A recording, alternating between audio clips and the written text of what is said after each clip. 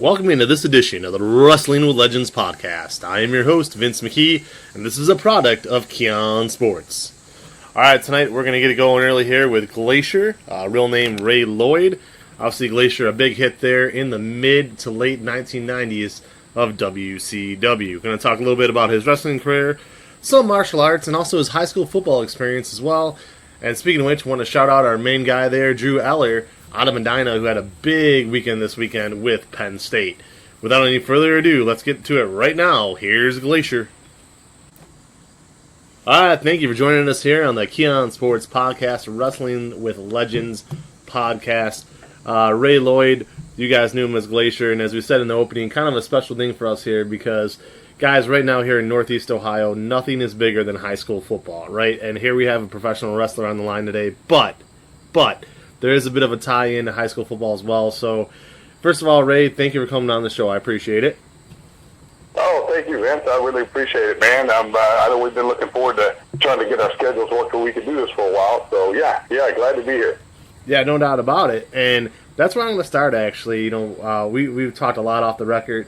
And one of the things I had said, mentioned us being so big with high school football. So I wanted to ask you, how did playing high school football for you, right, help along with learning several forms of martial arts as you got older, really all of that? How did it help prepare your body and your mind for an eventual career in pro wrestling? Just a quick little backstory. I was born and raised in Brunswick, Georgia, which is kind of right on the Georgia-Florida line, about an hour south of Savannah, Georgia, about an hour north of Jacksonville, Florida. So, there's kind of an old saying, and as far as South Georgia goes, as far as sports, that there's only two sports: there's football and spring football. So, and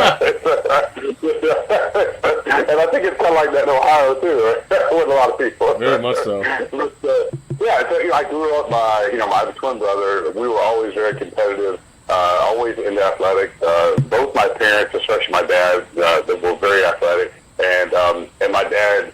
I grew up in just a great household. As far as just having great parents, and we had our struggles like everybody, but at least there was always a lot of love in our house and stability because our parents were together. The older I got, to realize how truly just how much of a gift that was, because a lot of people didn't have that. Once I went on to college to play football in college and stuff, but the great thing about football for me was that it's like anything else. You get connected with like-minded people when you all are doing something. I always say you're all running in the same lane, And so to this day, 3-4 of my very best friends still to this day, and closest friends, are guys that I grew up playing football with, and especially high school football with, and you keep that bond. That bond stays with you. As a matter of fact, and somewhat of a somber note, though, over the last month, two of my high school buddies that we all played, all growing up together and graduated the same year and played together and had a great senior year in high school football. Two of those guys just passed away. Both of them had some health issues, and it gets to that point where we starting to lose some of those guys that I created those bonds with. I'm 59 now. It was over 40 years ago. And it's great that those bonds have endured, and it's mainly because of our love and our passion for football, mainly high school football. But through high school football, studying martial arts, just being athletic, martial arts helped me a lot in football. And at first, I didn't realize how much it would help me, and it was just the fact of it just allowed me to work a lot more on my reaction time and being lighter on my feet, so to speak, because in the type of martial arts I studied, which was with the style of Kung Fu, it was all designed on basically the best defense is not being there. It's like redirecting the force away from you rather than kind of, banging force on force, so to speak. So a lot of that I was able to utilize and transfer into my football mentality and my football, kind of list of my arsenal, football. And so it helped me an awful lot. And through football is really, really good to me. I actually am very, very proud to say, because there's been a ton of great football players come out of my high school. As a matter of fact, a couple of players that won the Georgia national championship team team came out of my high school, the last two championship teams, and a lot of going on to play in the pros and stuff. So, but I was the first all-state football player in the history of my high school, which is something I was really, really proud of. I was proud of it then, but especially as I get older, it's just something that I just have always it's been a source of pride to me, but yeah, the one thing other than the obvious is, like I said, that with football, martial arts helped me a lot. Playing other sports helped me a lot with football. But the main thing is I had some great coaches along the way, and most of my high school coaches, there's two or three of them, especially one who was my offensive line coach. He was only my coach for 1 year, and we're still very, very close. He lives up north now in Wisconsin, but we talk very regularly, and it's just the opportunity to have good coaches, mentors, make a good impact on your life. Not by just teaching you X's and O's of football, but just teaching you how to be a good, productive person, and how to work hard, how to develop good habits, and all that stuff carried over to pro wrestling later on in life. Yeah, I mean, and that's the thing too. I've often told people, unfortunately now we live in the social media generation, and what I call the picture generation, right? Where a lot of these parents want to go to the parents want to go to a practice and take a picture of their kid wrestling around on the mat, or take a picture of their kid shooting a hoop, and it's like, hey, it goes a lot further than taking a picture. You need to go home and work with them. It's like anything else you do in life. You have to practice at home, right? It's not just showing up for 2 hours a week and thinking you know how to hit a baseball. So things have changed over the years, but that work ethic, that should never change. That is something that nobody sees. I've always said the hardest work somebody does is when nobody else is watching, right? Because it's up to you to break that sweat. Whether you're cutting your grass or lifting a weight, it's up to you to get off your butt and do that. I mean, how much would you agree to that coming into today's generation of 2023, that maybe some of us out there have lost aspect of the hardest work is being done when no one's looking? Oh, you know what? There's two things that are in my philosophy of whatever you're pursuing, but especially now I do a lot of coaching and training for pro wrestling, is there's two things I always say. And I was just talking to one of the guys who did one of my seminars about a year ago. I was just talking to him this past Friday, and I reminded him of this because I was telling him some of the stuff they needed to do, and I call it the non-glamorous work. It's the stuff that no one's ever going to see you do, no one's ever really going to give you credit for, but what they will see is the end result if you're doing that work, and that's what hopefully shows in whatever you do, whether it's a team sport or individual sport or whatever. But also it's one of those. I'm really big on quotes, and that's just probably the teacher and the coach in me, but it helps me remember a lot of the life lessons that I've learned. And, this is one that Diamond Dallas Page and I used to say back and forth a lot, and it really applies to the success that Dallas has had throughout his career, personally and professionally, and it's been for me too, is the old saying that, successful people do what unsuccessful people are not willing to do. Not what they can't do, what they're not willing to do. Mm-hmm. And it's a simple phrase, but it's the truth. I mean, there's a lot of people that they know the formula, they know what needs to be done, and it's whether they will do that or not. And everybody can work when there's a lot of eyes on them, but who does the work when you don't think there's eyes on you? And what I've learned is there's almost always eyes on you, even when you think there's not. Yeah. No, it's so true, and I'm going to touch on something there because you mentioned his name in a second, but I want to throw this out there too. A legendary high school football coach here, Chad Mercer, has always said God gave you 2 ears and 1 mouth, and that's because he wants you to listen and not always speak. So definitely, shout out to Chad Mercer there. But you mentioned his name, and that's kind of where I'm going to lead to my next question here. Ray, we read so much crap online that you never know if it's true, what the source is, whatever the case may be. But you mentioned his name, Diamond Dallas Page. How instrumental was he in getting you into the business? Because I've heard a bunch of stories where he was one of the first guys to kind of help you along with WCW. Is there any truth to that?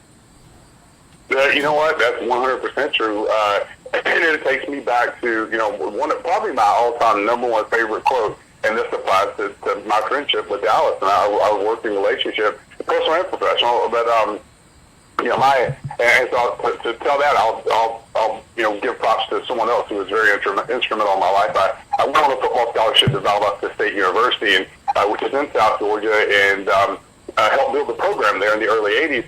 And the athletic trainer who was there, who was an amazing influence on my life, was a man named Jim Madalena. He's now the head of all athletic sports medicine at the University of Kentucky now. And he had a great philosophy. He always said it. He said to me one time, I remember he's taping my ankle, and he said to me, he said, "Lady, everybody hears the phrase of, it's not what you know, it's who you know, right?" And I said, yeah, of course I've heard that. And he said, "Well, there's another part of that I think really makes it even more true." I was like, "Well, what's that?" He said, "It's not what you know, it's not who you know, it's who's willing to say they know you."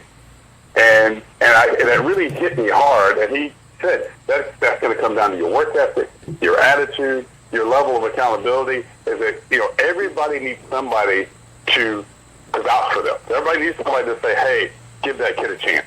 Give that person a chance." And that's based on the impression you make on that person. Are they willing to put their reputation, their name on the line to give you maybe a door that opens a little bit, And so Dallas and I moved to Atlanta in 1990 to pursue wrestling. I was teaching and coaching football, and I was in South Georgia. I was very, honored beyond words to actually taught and coached for a year and a half in Valdosta, Georgia. And a lot of people who know high school football, Valdosta, Georgia is called Wintersville, USA. They had very successful high school programs. They actually, the blueprint that kind of every program uses now, as far as their the middle schools and the high schools, everything, was pretty much really ironed out in Valdosta. They did that 20 years before anybody. They had their feeder programs and stuff all in line. And Nick Hyder was a legendary coach there. Won several state national championships. I got to do my student teaching at Valdosta, and I got to be a teacher and a coach under Coach Hyder, which was just amazing. And then I went to Atlanta in 1990 to pursue wrestling. Continued on teaching at one of the middle schools, but coaching at Lassiter High School, which is where Cody Rhodes, went through high school and was 2-time state wrestling champion, and Steve Day, who was Cody's wrestling coach, was then and still is to this day one of my very best friends. Even though great friends, someone I learned a lot from as far as just reaffirming work ethic and positive attitude and accountability. All those things that all these other mentors had kind of infused into me. And so when I moved to Atlanta, I actually got to know Dallas through Disco Inferno, and Disco and I kind of started off. I broke in around 1987, April of '87 in wrestling. So I was traveling back and forth to Atlanta, but I wasn't. I finally made the move in 1990. I was teaching, coaching football, and wrestling every night I could. Sure. and so I joined Main Event Fitness, which was the gym that was owned by Lex Luger and Sting, two WCW superstars, and I got to know Dallas, started working out with Dallas, started training with Dallas, and we developed a really good friendship because he saw that work ethic I had, that commitment I had, and he saw I was balancing all these other things and still making time to get out there on the independent circuit, and so that friendship was formed. But we were friends for. Well, I met him probably around in the early 90s, and when he went to bat for me was December of 1995, and actually that came about with him. He and I were Christmas shopping a few days before Christmas, and I mentioned to him we were eating, he took a break to eat pizza real quick in the mall, and I just said, "Hey, Dallas, I'm thinking about incorporating some more martial arts stuff into my wrestling."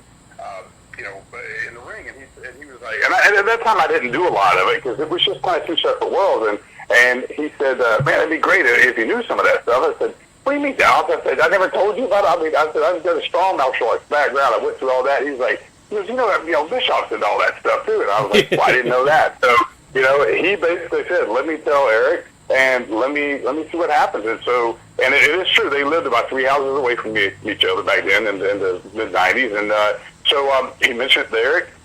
There were always some wheels in motion, from my understanding of with PBS and them wanting to do, because they were either in the works or the show had already, the TV show Mortal Kombat had, it was on TBS for a while, and so I can't remember, which one came first, if we debuted first or the show. I should know that, but I don't. But anyway, so he orchestrated a meeting with Eric, and I met it was around the first week of January, right after the holidays, and I met him in a restaurant right there and down the road from their neighborhood, and We sat there, and it was close to a 3-hour meeting, and thankfully I made enough of an impression in that meeting, and I knew at that time I was ready. I mean, I'd been in the business 9 years. I had worked really, really hard, and I knew I was ready.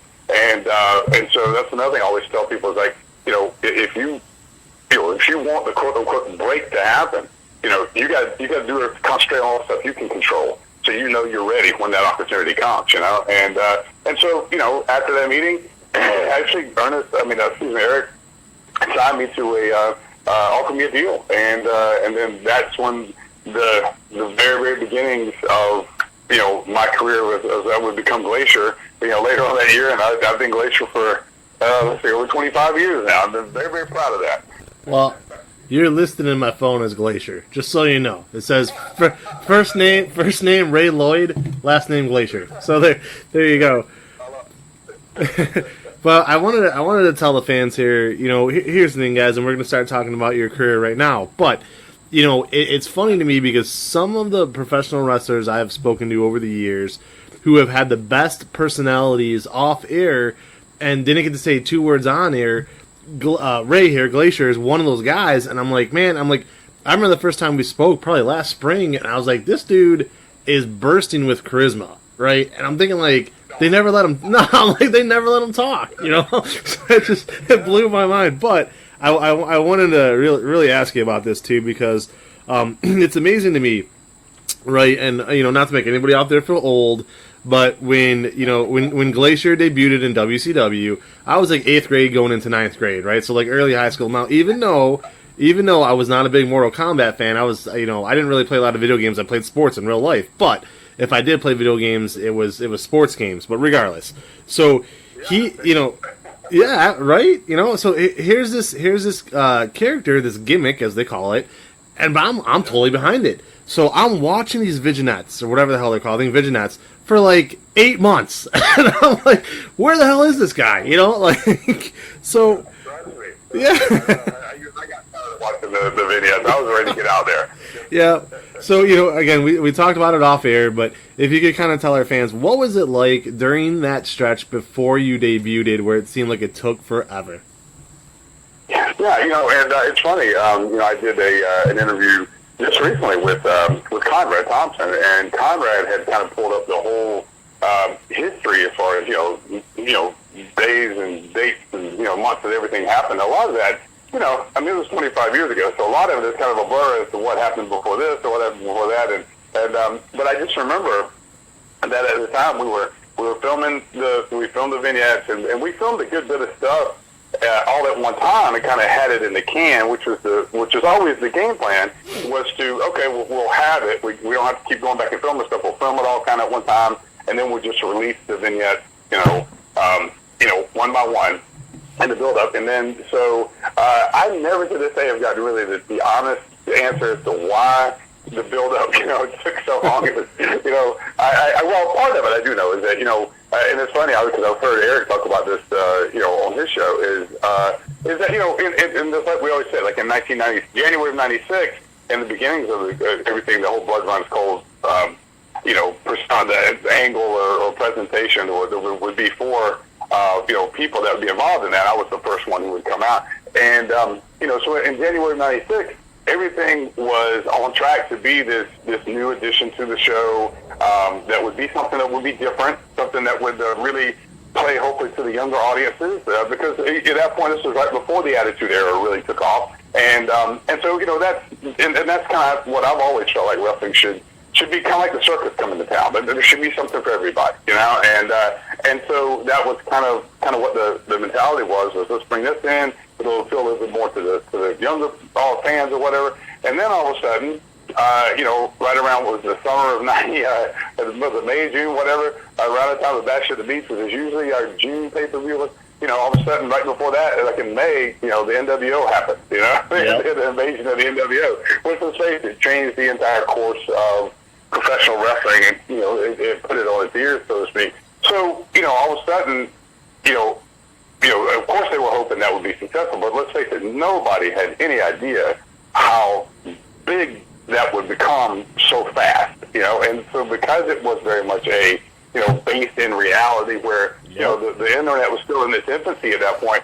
A lot of people really, thought that, okay, here's Scott Hall and Kevin Nash coming from WWF at the time, and a lot of people really bought into that. Wow, these guys just jumped ship. They're kind of, and so it was a lot of quote unquote reality based stuff that was being put out there. So it's like, okay, well let's kind of put this on the shelf. Let's kind of let's hold off of it and let's kind of figure out, do we want to adjust this a little bit or whatever. So they kept kind of putting the vignettes, and then they were holding off on my debut to kind of figure some of it out as they were going, because of just the unexpected explosion of the NWO, and listen, I'll be the first to say I was very, very proud of the fact that I was there during that era, all the way around, because it was probably the greatest time in wrestling as far as for the fans, as far as having such great wrestling to watch, between these two, big companies, but for us as wrestlers too. So I mean, it was an honor to be a part of arguably one of the greatest rosters, in pro wrestling history at that time. And my hats off to Eric for kind of not just shelving it and saying, hey, well, before we even got out of the gate, because it looked like now, and that very well could have happened, and it didn't. And I always have Eric to thank for that. And, so we ended up kind of being more of a mid-card type presentation as far as where we were. But once again, the NWO was just, for quite a while, when it started, it was a tsunami of energy, and it grew and it grew and it grew. And then, like a lot of stuff in wrestling, it kind of peaked, and then it kind of started to, trend downward some, so I was always, the same thing as I always say to all the young wrestlers and any aspiring wrestler, is concentrate on what you can control. So, I was at the power plant every day, and I after a sign, and that was part of the deal, because Dallas's work ethic was legendary even back then. And his thing was like, all the guys that he helped get signed, and it wasn't like he didn't. It was for Dallas to say he's willing to know you and try to give you an opportunity. I mean, there was a lot of things you had to check off the list. He checked off the list as far as your work ethic, your attitude, all this, and he wasn't about to put his name out there for somebody who wasn't going to do the work. And so, I was concentrating on things I could control. I was always staying in shape. I was always going to the power plant, working on new moves, and just like doing everything I could, as I say, the non-glamorous work that no one else is going to see or give you credit for, so that I knew I was always ready. No matter what they needed me to do, no matter who they needed me to work with, I was always ready. And that was, to look at it, like everything took a back seat, because that was my job, that was my career, and everything else, took, if I could fit stuff in after, my commitment to my career, then I'd fit that stuff in. Other than that, 100%, that was what I was there to do, because I was getting paid, more money than I certainly ever made teaching school. And it was a great time, because everybody was watching wrestling. I mean, the stories of them, just, almost, legendary numbers that we were pulling back then between both shows. It's unbelievable. It's incredible. Yeah. It was just a great time to be a part of all that. So, did it go exactly how I hoped it? No, but I don't know. Just probably, 99% of the people I know, their career didn't go exactly the way they planned on it going. But I will say this too, Vince. Before I forget, I think it's very important to mention is that the lessons I learned from playing football, playing sports, but particularly football, and being an offensive lineman, where offensive linemen only get recognized when they do something wrong. Yeah. So learning how to take criticism and how to develop a thick skin, and when people critique you and want to blame you and blah blah blah, which is, I dealt with a lot of that in football, but also in wrestling. Like when it came time to there were a lot of fans that, like anything else, just about any professional wrestler out there, you're going to have your fans and you're going to have your critics. Well, I had some very loud, outspoken critics who hated the Glacier persona. They hated that anything like that was coming into wrestling, and I get it. I get it. I was a trunks and boots guy before, and I always tell aspiring wrestlers, you never know how your break's going to come in this business. I always say, do you think I was walking around dreaming that I'd be in a blue mask and armor? No, I wasn't. but that's how the opportunity was presented. And it's like the old saying, when you have an opportunity to get on the rocket ship, you don't ask which seat, you just get on, Oh, yeah. And I'll throw this one out there for you too. On a personal note, Keon Sports. Listen, man, like when we first got our start, right now we're known as the biggest high school football website in the state of Ohio, which is awesome. I'm very proud of that. But what a lot of people, it's pretty cool. But what a lot of people don't realize, we got our start back in 2018 covering high school girls basketball. All right, so think about how different the sport of high school girls basketball is to high school football, right? And wrestling and everything else. That now we cover everything under the sun now. But like you said, you could be a trunk and boots guy, or you could go out there with a bunch of fake ice and pretend to be a martial arts glacier, right? So you're gonna take what's presented in front of you, and again, a lot of that is the telling and the drive. So I wanted to ask, there's another guy in your path who is still, with you today. I know you spoke with him recently, and we're going to talk about the movie here in a bit. But Ernest the Cat Miller, this is a guy who they inserted into your program with Wrath and Mortis. And a shout out to Wrath, Brian Clark, who's actually been on our show, one of our guests in the past, a great guy. What is your relationship to this day with Ernest the Cat Miller? Ernest is, and I can say this with 100% sincerity, is the first time Eric Bischoff ever introduced Ernest and I. There was just a certain chemistry from the moment we met. We liked each other, and we became fast friends very quick. A lot of that I do believe because, even though Ernest, if anyone knows wrestling and watches Ernest comes across as a very, can be, kind of cocky and certainly, charismatic and all those things. But at his core, he's one of the best people I've ever known. Very dedicated family man, very dedicated athlete, and a true friend. If he's your friend, then I always say, there's very few people that will get up in the middle of the night to come help you. My friendship with Ernest is where we both know if he needed me in the middle of the night, literally, like I live in Orlando, he lives in Atlanta, and I've said this before, he and I are still such great friends to this day. We talk at least a couple times a week, if not more, and if he were to call me, in the middle of the night at 3 a.m. and say, he always called me Glacier, I've always called him Cat. That's just, rarely do you hear us say Ray and Ernest to each other. but if he said, Glacier, I need you here, I promise you, without any hesitation, I would get in my car and I would drive to Atlanta, Georgia, because he needed me. And I know he would do the same for me. And people throw around the word brother, especially in our business and family, they throw it around a lot, but I don't throw it around a lot because it takes a lot for me to have that commitment with somebody and to have that kind of relationship. And even though I call everybody brother. I say, hey, brother, to everybody. But there are very few people who I've truly, truly put in that category of I care enough about them to really say that. I feel like that. Because I have one brother, I have a twin brother, but Ernest is right there as far as a family bond like I have with Tonga Fafita, who was Haku and Ming and WCW. I mean, the same kind of bond I had with him. And we became fast friends. We've remained friends over 25 years, and I'm quite sure that we'll be friends still. So hopefully, till we're two old men still taking shots at each other. An awful lot, No, that's awesome. That is awesome. So, you mentioned it earlier in the interview, and I have to chuckle because 25 years ago was such a blur, right? I mean, I was 16, I'm 41 now, and it's like, you remember certain things really, really well, and other things you got to kind of think for a second, But, oddly enough, and this is crazy, but strange enough, the WCW pay-per-view in 97, Starrcade, which was Starrcade for WCW, for the fans out there, this was like their WrestleMania, okay? Like, this was their granddaddy.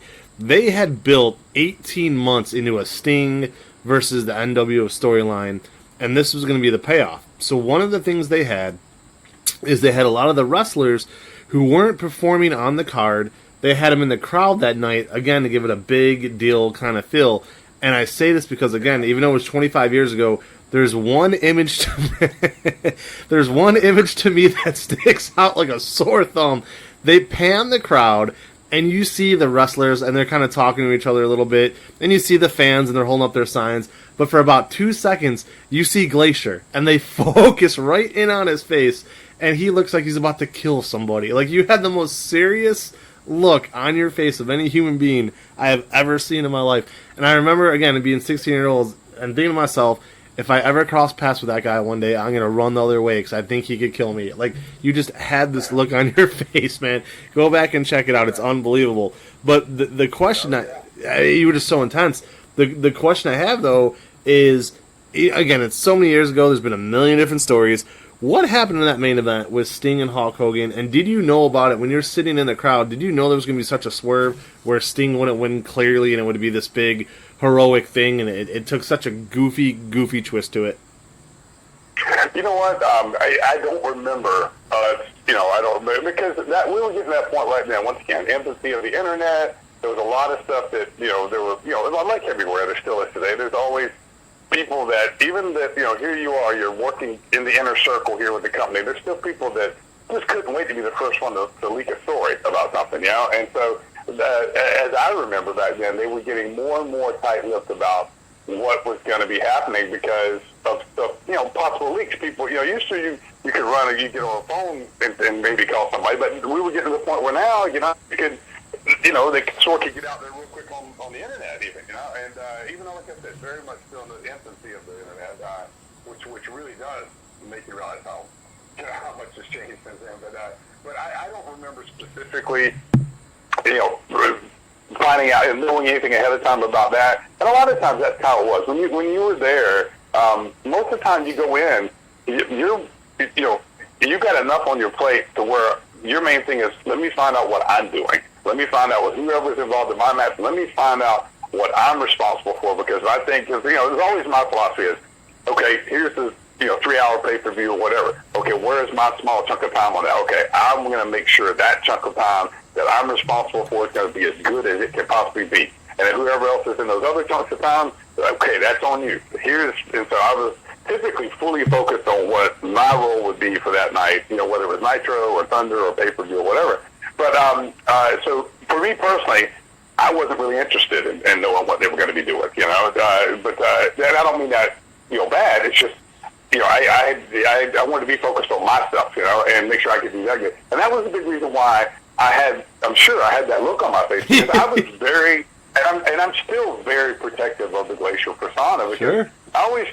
There's the old saying, that, and this doesn't have to be 100% true, and I've seen, exceptions to this, now, but back when I was coming up, there was pretty much a standard, like, your wrestling persona is basically, who you are, but just with the volume turned up, and I'm sure you've heard that saying before, but, and I do believe that, there's another side of that where, wrestling, your wrestling persona can allow you to show a layer of your personality that maybe you normally wouldn't show. And what I was determined years later was really not really knowing it until I really concentrated on figuring out who Glacier was as opposed to who Ray Lloyd was the fact that, Glacier was a lot more of that mentality when I was, behind the football helmet, because, I take a lot of pride on being a pretty super nice guy. I hug everybody. I try to always be, in a good mood if I can be, but when I put on that football helmet, there's a total different side of me that comes out.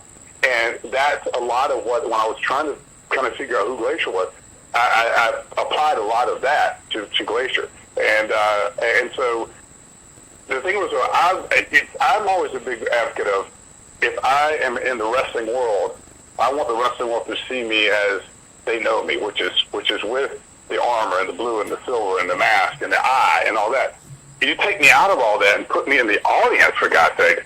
Now all that magic, there's a lot of that magic that just goes away. It's and that I didn't want that, but there was nothing I could do about it at that time, because just like the luchadors didn't want to have to take off their mask, but the WCW made them do that. And so it was, so that was a big reason. And it's like, if I'm at a pay-per-view, it's like what I talked about when we talked earlier. If I'm at a pay-per-view, by golly, I want to be on the pay-per-view. I want to be wrestling, and I don't want to be sitting there, kind of having to just be forced to watch this stuff. I mean, I want to be in the arena, man. And when I'm in the arena, I want to be on the battlefield. I don't want to be sitting in the arena. Yeah. And it was very frustrating. And what I do remember is someone who I really admire and look up to, and just because he is such an awesome individual and an awesome professional is Nick Patrick, and Nick was refereeing that match, and And that's been, Nick's talked about it a lot. I mean, everybody's talked about it who was involved in it.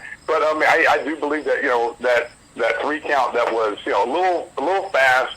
And like I said, this is, everybody's human. It might not have felt fast to Nick at the time, but, it seemed to a lot of people that they didn't catch on that if it was going to be a slow count, it didn't seem, a lot of people didn't catch that. And I think that added a lot of kind of momentary confusion to what would happen next, and that just didn't get that reaction of what maybe a slow count would get, and so I think they were all kind of having to, shift gears, on the fly, let's figure out how to make this, make this work from here on out, so, but yeah, I mean, it was an odd night all the way around, and, but that was the main thing, was like, I wish that, wish I could have been, on the field of battle rather than sitting there in street clothes, because I felt like it just, it diminished a lot of who Glacier was as a persona, and just being there. And I remember I think I was dressed pretty nice, so there's nice clothes on, but I was still like, you just, for a lot of the wrestlers, I mean, it just kind of kills that persona a little bit. I was not very happy, that evening having to do all that. I don't blame you, and the thing too, we talked about it as well. Like nowadays, again here, 2023, I turned on Wheel of Fortune the other day, and Wheel of Fortune has a bunch of WWE guys on it, and it's like, okay, and like so, I remember back in the day, and I'm going way back, but like when Hulk Hogan would film a movie, it was really cool because it was, oh wow, here's this guy from wrestling that we love. He's in a movie, like how cool is this? But now it's so ridiculously overexposed and just through the roof overexposed. And it's like, I don't want to know as much, and I don't want to see this guy on Jeopardy or Wheel of Fortune or on some fantasy dating game. Like, none of this crap. So for me, like, you're 100% right. 100%. And it's like sometimes you have to protect that gimmick or just be in character at all times in situations like that. So to me, I couldn't agree with you more. And I wanted to ask you as well, why was it shortly after that do you feel that WCW tried to turn your character heel? I felt like that, and just to kind of harp on one little thing like that I think Al Snow does such a great job of defending kind of the magic of wrestling, when he talks about it. And I remember Al said this thing one time in an interview I really loved. He just said, about the wrestling persona and how it, there should be kind of a curtain, an invisible curtain of what the fans get to see and what they don't get to see, and he always says, like, that the wrestling fans don't ever want to see, the pro wrestler mowing his lawn. Right. That's not the perception. The perception is that we all live in these big houses and, we fly first class everywhere and all that, and maybe we do, but then, let's face it, reality is some of us don't. But it's one thing, is like, you don't want to be driving down the street and see it, you just would never expect to see Hulk Hogan out mowing his own lawn, he may, but you just, so it's like, it's because there's a magic that comes with it, and I don't think it's necessarily an old school of thought. I think it's still, this is what I always ask anybody who's, the dedicated fan now who wants to know so much stuff behind the scenes, and I always ask them, like, what is it you fell in love with about wrestling? And however they say it, it comes back around to, they fell in love with the magic of wrestling. They fell in love with the magic of, the good versus bad, and the larger-than-life personas.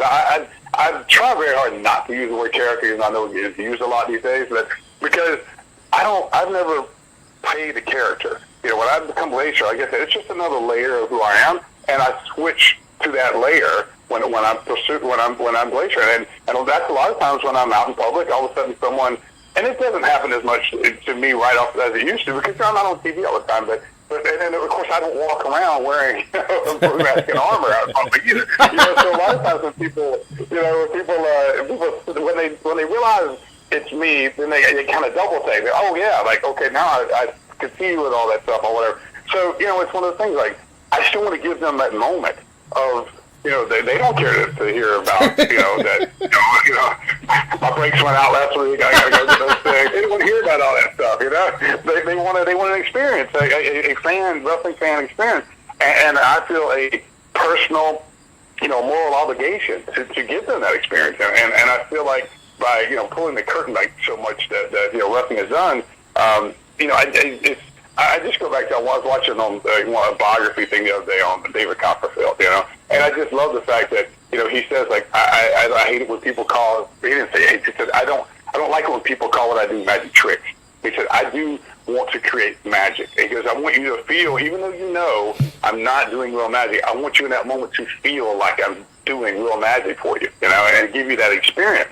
And he said that way you don't come in saying, oh, show me a trick. No, I want you to create magic. I come see you because I know you can give me that feeling of watching real magic, even though I know it's not. And I feel like wrestling fans want the same thing. Or they all started out wanting that, and then all of a sudden they get the word. Now they're on all these message boards, and they want to know everything that goes on backstage. And then it's like, that old saying, familiarity breeds contempt. I mean, once you kind of know all that stuff, then all of a sudden we have a bunch of bitter fans. And I don't want bitter wrestling fans. I want fans who still enjoy the magic.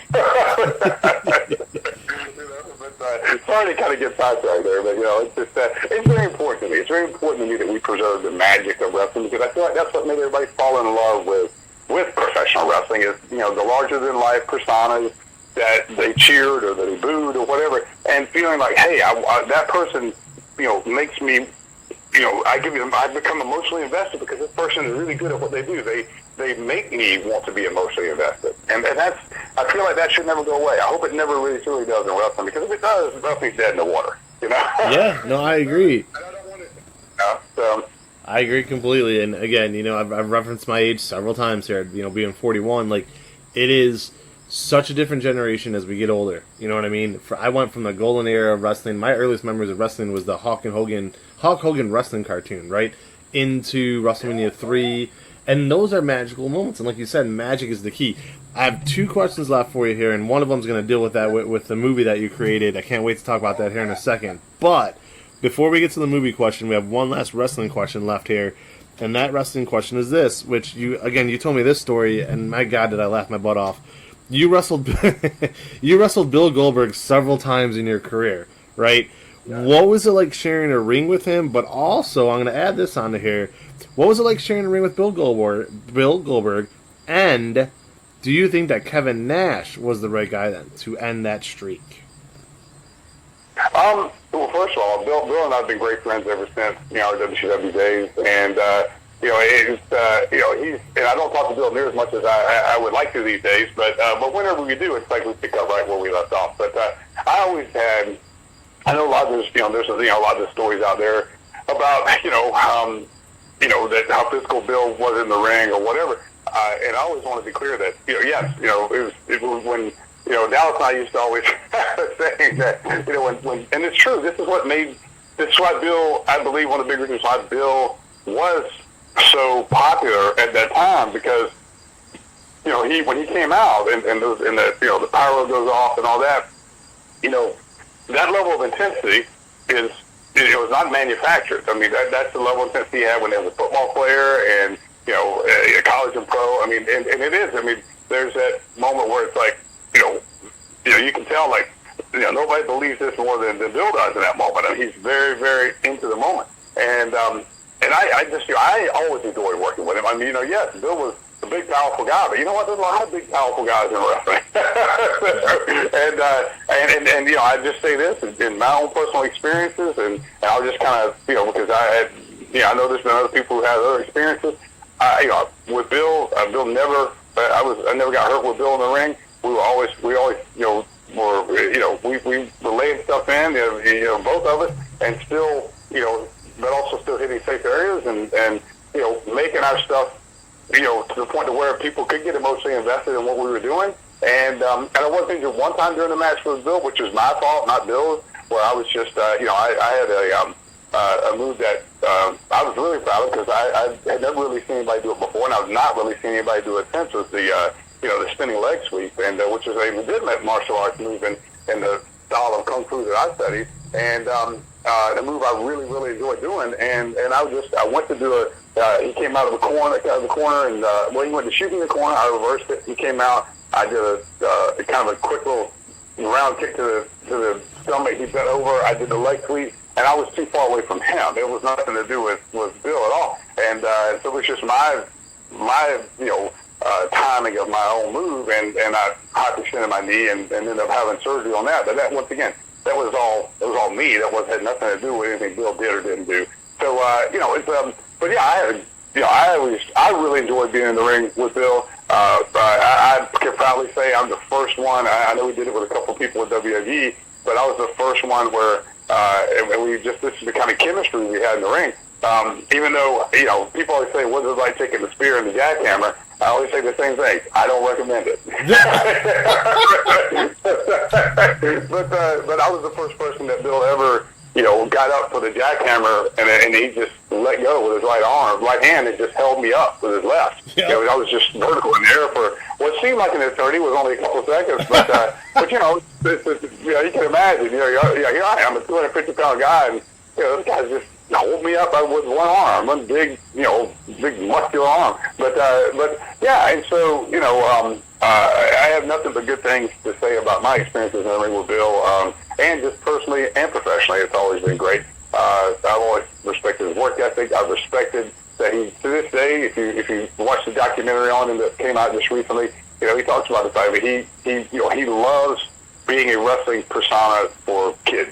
Yep. He loves being that larger than life persona for kids, and that's something that I really respect that. I admire that, and it is who he is as a person, which carries over into that wrestling persona. But yeah, the whole thing with Nash and how all that went down. Once again, back when we were backstage, you're kind of your instructions of what you're doing, and you kind of you're just worried about that. But I think it's like anything else. Hindsight is 20/20. If they went back and would they do that again that way? I don't think so. I certainly would hope that they could come up with something that would be more that the fans would, that they could right somehow carry over to the next several chapters to make that more interesting for the fans, make it more for the fans wanted to either leave them wanting something or whichever way you go with it. At least there's something to give them a reason to tune in next week, and I felt like that was and they're like a lot of people. Like I said, here we are,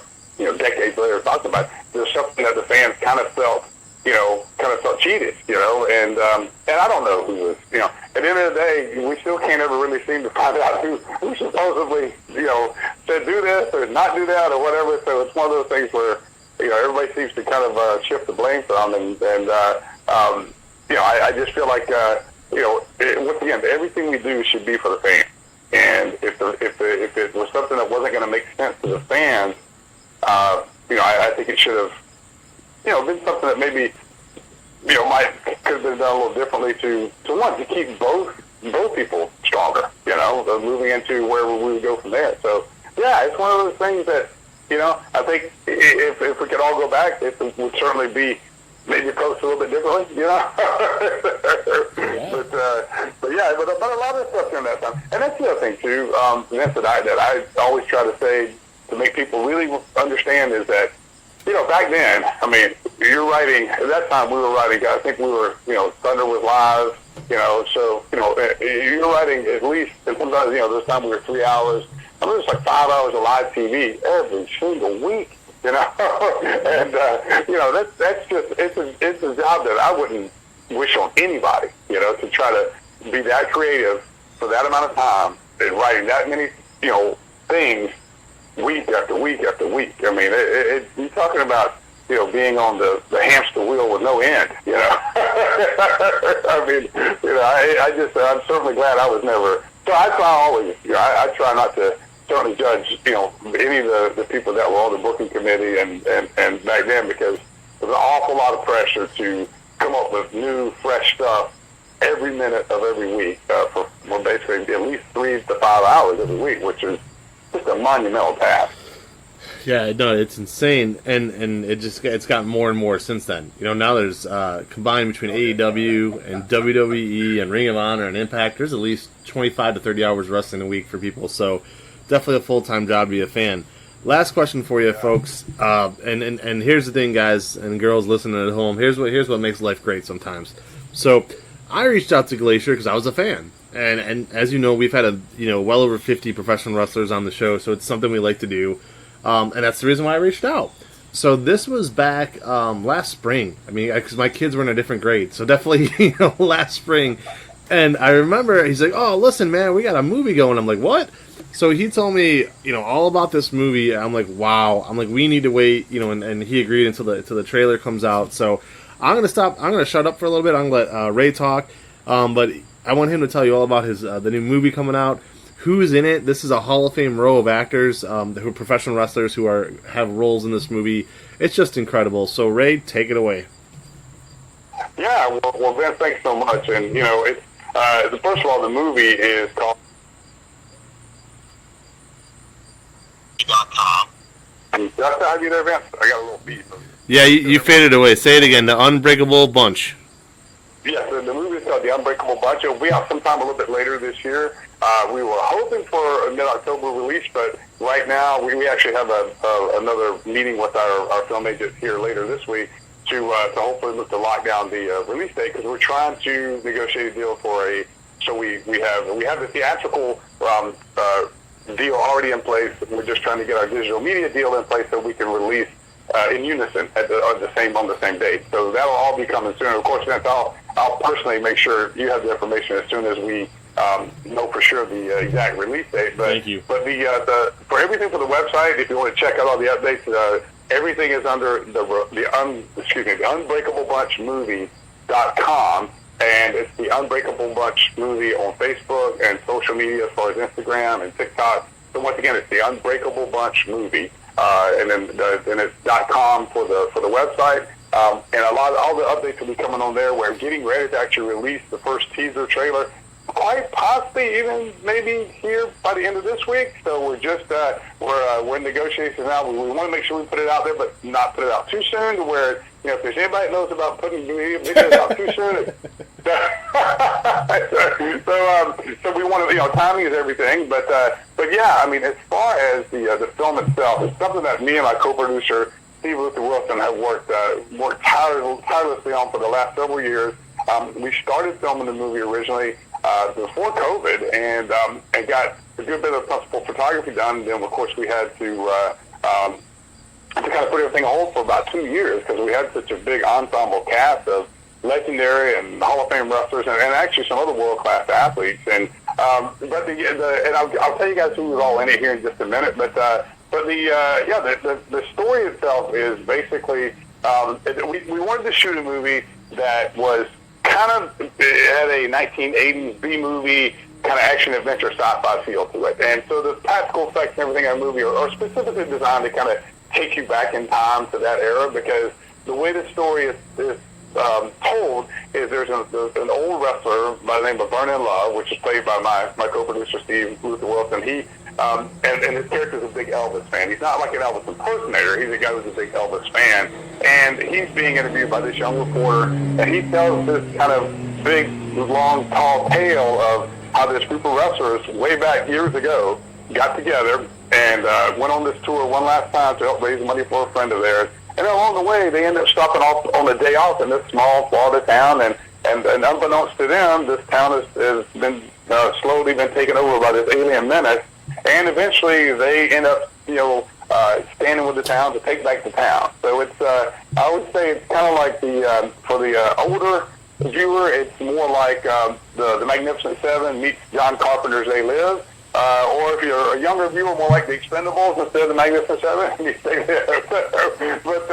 But we're big fans of the 60s and 70s ensemble cast movies like The Dirty Dozen, the Magnificent Seven, The Wild Bunch, movies like that. And so we wanted to make a movie that not only celebrated those types of movies, but we wanted to make a movie that celebrated everything that was great about professional wrestling. And as I talked about earlier, preserving the magic of professional wrestling. So we really worked very, very hard in this movie to show the side of wrestling that's a really good side of wrestling. I mean, we've seen all the movies about the dark side of wrestling and all that, but there's never really been a movie that shows all the really great side of, the camaraderie, the loyalty, the friendship that comes from all these people who are chasing, this equal passion of being a professional wrestler. And so, and it's also about creating great memories. And I mean, who better to create great memories with than a great bunch of your friends, So that's kind of what the movie really celebrates too. And as I was telling you, Vince, I mean, that's one of the things we really wanted to to concentrate on, which is we wanted to make a very family-friendly movie as far as a movie the whole family can sit down and enjoy together. So we really, there's very, very little profanity in the movie. What is in there is very mild. We don't have any, over-the-top gross humor. I mean, we don't have anybody vomiting on anybody. It's all that stuff is like, I guess if it works in other movies, that's great. We just knew we didn't need it in our movies to make a good story. And so when we started putting this together, this ensemble cast, we wanted to make sure we had some great, legendary wrestlers who could really, we feel like, play these roles very effectively because, being on the stage in professional wrestling is one thing because you always say professional wrestling is kind of like theater in the round. I mean, you're out there and it's very physical theater, but you very little room for error because you're being watched on all sides. So, but when you perform for the camera, a lot of times you have to dial that way back and have very subtle movements or not move a lot because the camera catches everything, and a lot of movement is distraction for the viewer. So we decided to go with people we knew would be great professionals, on the camera and very believable in these roles. But yeah, I'd say, you talked about Ernest earlier, Ernest Miller, and of course Ernest was in the Oscar-nominated film The Wrestler. He played the Ayatollah, which is Mickey Rourke's nemesis in the movie, and he was obviously my former tag team partner, one of my great friends. He has a great role in the film. Tonga Fafita, who was, King Haku and Ming in WCW, who was, most people know is one of the most legendary tough guys in our business. But in this movie, you get to really see several other layers of him. You get to see because he is, anybody knows him knows how kind and just, how just really loyal he is as a friend. He's very big on family. So we show a lot of layers of that, in this character, as opposed to just, the big tough guy wrestler that he definitely is, The living legend, Larry Zbyszko, is in the movie. It's funny, his character in the movie is simply called Legend, Yeah. and his character is basically the guy who was the world champion, made all this money, now lives in a gated community, plays golf all day, and so that's kind of like, who he is. And of course, Luther's character, like I said, is the Vernon Love character. My character is called Jock Holliday. He's kind of the all-American, kind of John Wayne kind of guy who, kind of comes and gets everybody back together. He's kind of like the unofficial ringleader of the group. And but there's also some great appearances in the movie. Diamond Dallas Page has a great role in the film when he comes in. Gangrel, David Heath has a great role. Big Ron Reese, who was there in WCW with us, he was part of Raven's Flock, the big 7'2". He was Yeti. For a lot of these diehard wrestling fans, you'll know who the Yeti was. And Anna Jay from AEW, actually filmed the role for us in the movie where she plays a ring announcer. This is before she ever really signed with AEW because, like I said, we filmed before the pandemic stuff. And so, and it was nice because Anna's from my hometown, and I was fortunate enough to really kind of, talk with Anna way back when she was really looking to start to do this, and was very proud to say that, I just kind of guided her in a way to get started. And of course, she trained at our school in Atlanta, which was originally the One Fall Flower Factory, but it's evolved into the Nightmare Factory since Cody came on board a couple years ago. So, but then we have there's a great cameo by two-time former world heavyweight boxing champion Pinkler Thomas. He plays a great role of kind of the grand marshal of this festival in the small town where we end up in. He does an amazing job, and a lot of other really cool cameos. There's a great role in the film by Hall of Famer Stan Larry Hansen. He has a great role in the film that I think people are really going to enjoy seeing. So a lot of great wrestlers in this movie. And like I said, what's great about it is it's an action sci-fi film. So we get a lot of wrestling that we show like in montages so that the movie can move fast enough. We made a movie that's about an hour and a half. We didn't want to make it too long because we weren't trying to make War and Peace, We wanted to make a good, about a good 90-minute movie, but it is. I always say pro wrestlers versus aliens. The bar of expectations is probably going to be, kind of low, which is good. I mean, that's what we want. But I always say, it's a really fun movie. There's a lot of wrestling. There's a lot of, as we get further into this battle with the people in the small town against the aliens, there's lots of kicking and punching and some wrestling moves thrown in there, but there's a lot of gunfire and explosions too, which because it really forces these characters these wrestling characters that in the movie to kind of go into a world where they have the responsibility of becoming basically unlikely heroes. And it's like, can they take this on? I mean, everybody knows them as the heroes they are in the wrestling world, but, you know, when they're put into this world of this real battle outside the ring, how do they handle that? And it's a very, very fun story, and we're really, really excited about it. If you're a wrestling fan at any level, and if you're in the wrestling business at any level, you just know that this movie is our love letter to all of you, because we wanted to make a movie that really celebrated all the good in wrestling, and I think we really hit our mark. Guys, it's called The Unbreakable Bunch. Swing by Keon Sports. Stay focusing on that. Unbreakable Bunch on Facebook as well. Make sure you check it out. You'll be seeing the like he said, maybe as late as this week, maybe later this month, but you'll see that release come out with the trailer. Yeah. So, a lot of good things. We want to thank you again for joining us, and really one last plug for the movie. Where can they find everything they need to know as we get further into it? Okay, yeah, thank you so much. It's the UnbreakableBunchMovies.com. That's the website. If you check out the website, it's got a great, running, about 60-second, kind of highlight reel of some really great shots of the movie. So it'll give you a chance to get a really good feel for how the movie is and kind of how it plays out. But it's the UnbreakableBunchMovies.com. And anytime you search anything on Twitter or X or whatever it's called now, or TikTok or Instagram or Facebook, just type in the Unbreakable Bunch or the Unbreakable Bunch movie, and you should be able to find it. Pretty incredible. I wanted to touch on one last thing real quick, only because you just mentioned it. Guys and girls listening to this at home, I want you to think about something real quick. Glacier here just mentioned Twitter, X, or whatever the hell they call it. The numbers when he wrestled, okay? So I want you to take a look at the ratings, the television ratings in 1990, in the 90s and early 2000s, through the roof. Through the roof. They had over 6 million people watch a show at once, okay? Now these wrestling shows are lucky to break 1.2, maybe 2.2 million on their best night. Back in the day before social media, through the roof. Had social media been around back then, they could have had 30 million people watching the show because more people knew about it. It's unbelievable what his generation did when there was far less communication, far less tools for them to use except their bodies and their brains, and look what happened. So just wanted to throw that out there. I didn't plan on saying that, but when you mentioned the whole X thing, I was like, you know what? He needs a pat on the back, because to me, your generation did that with little to no help. So we want to thank you again for coming on the show. Well, Vince, honestly, it was a real pleasure, a real honor, because, like I said, I'm still a huge football guy at heart, and high school football was some of the best years of my life. So I'm glad we got to talk about that. I'm glad that your audience allowed me the time to talk about that and about wrestling and of course, about our upcoming film. So thank you very much on all accounts. I really appreciate it. Not a problem. You could call him Ray. You could call him Ray Lloyd with the last name of Glacier. You could call him Coach Buzz Stern. Whatever it is, it's going to be a good time. We want to wish you the best of luck, and we'll catch up again soon. Thank you, man. Thank you, guys. Thank you. Take care. So that was Glacier, Ray Lloyd, Coach Buzz Stern, as we said on the show. And guys, like I promised you, he was going to be incredible. I knew it. We have been talking since, like I said, late spring of last year, waiting to have him on the show to exactly the right time. And we figured with high school football being on right now, that was the time. Thank you again.